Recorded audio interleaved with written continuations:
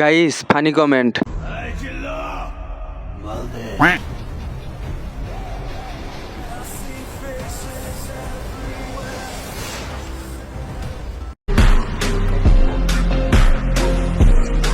तो चलिए शुरू करते हैं।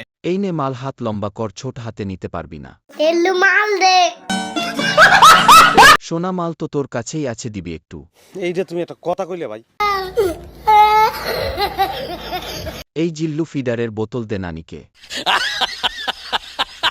তুমি তো নিজেই একটা মাল।